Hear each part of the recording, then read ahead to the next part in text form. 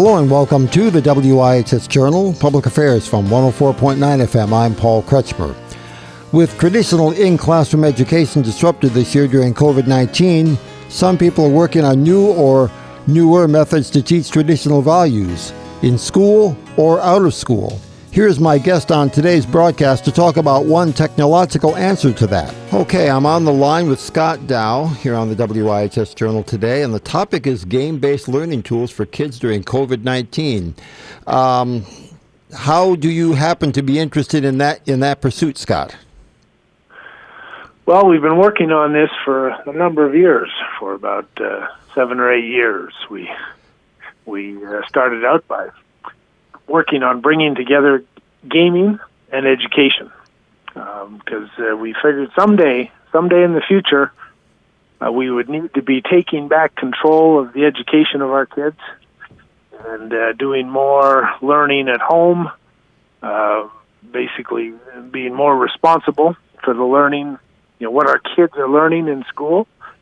And just so happens that's kind of what we're faced with today. So it's been providential. It seems ironic that with a year with the designation 2020, which is also used, of course, as a phrase to describe vision or the clarity of vision, that you should have been prepared, as it were, for a situation such as we're seeing right now then. Yeah, we're in the right spot at the right time. And I'll certainly take credit for it, even though I probably wasn't as smart as I'd like to appear. So what's the starting point then for what you've been working on for the last 7 or 8 years, and bring us up to date as to where we're at right now as we speak then? Yeah. So your listeners will probably be familiar with Minecraft and other games like that, Fortnite. We've taken those elements from those games and created our own game, and embedded into that game these critical life and job skills that kids are just not being taught in school. Things like entrepreneurship, trade, preparation, 21st century skills, character, and the big one for the people who love this country, history, the proper history, real history, not the stuff the kids are unfortunately getting in public school, but the real deal. And so by taking back control of those critical pieces of these kids' learning in just 20 to 40 minutes a day, after school or whatever, the kids continue to go to school during the day if they're able to, or if they're forced to stay at home, then they have their own learning applications there. But we become a supplement to that, and we make sure that these critical life skills and history, understanding, and appreciation for what it means to be an American, that the kids are learning those skills from elementary school on, right, from primary school through to high school. And so that's where we find ourselves today. So we have a lot of kids and parents at home trying to learn things together, and we're able to help out. And you feel that what you've come up with and created then has application regardless of whether a child is homeschooled or in a charter school or in a faith-based school or even in the public school setting, then it works across all those various Exactly. base foundations then?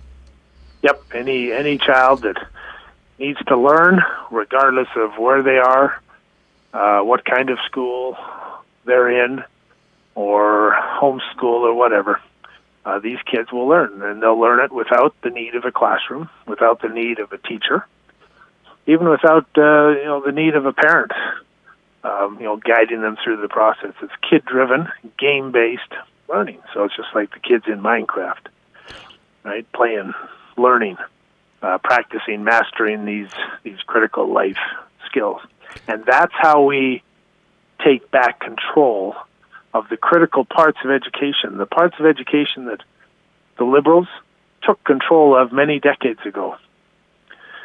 Right? And over the last 6 months, they've made an opening. They've created an opening for us.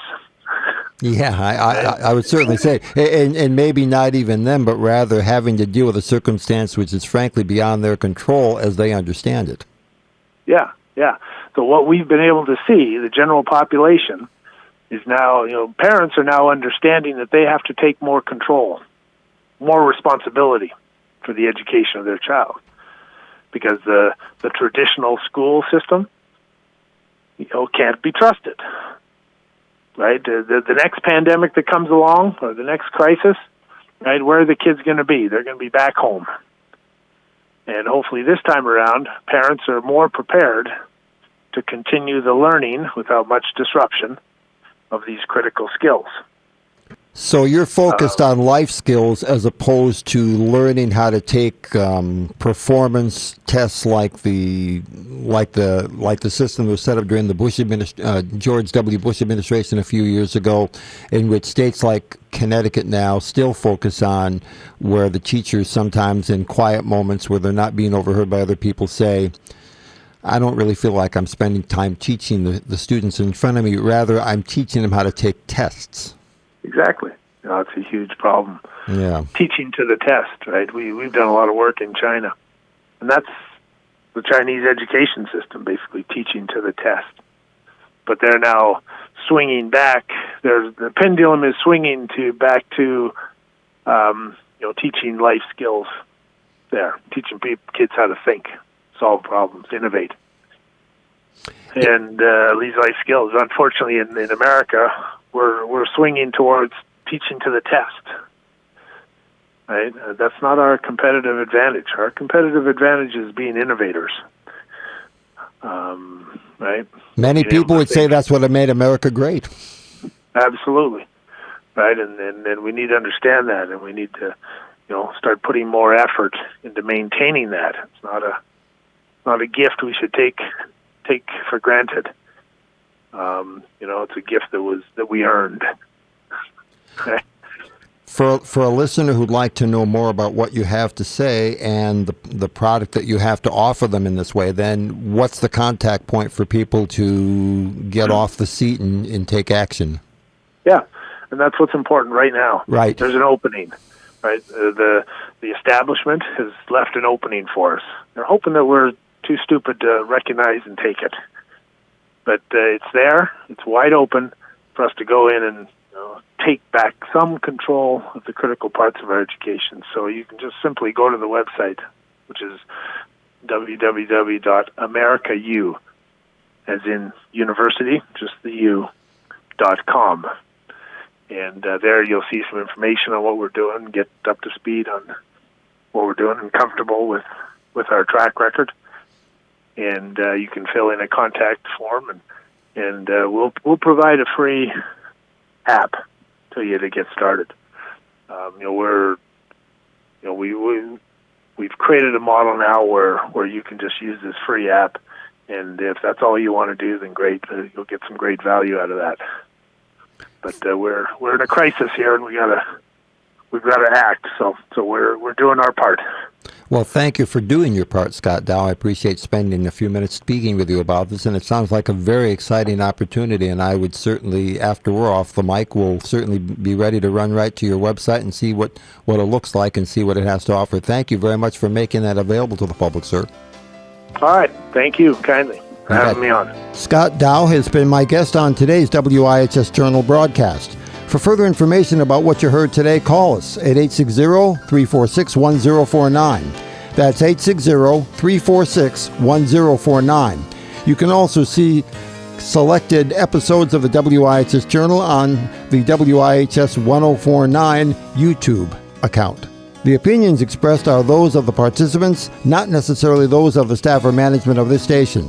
I'm Paul Kretschmer on the WIHS Journal, Public Affairs from 104.9 FM, WIHS.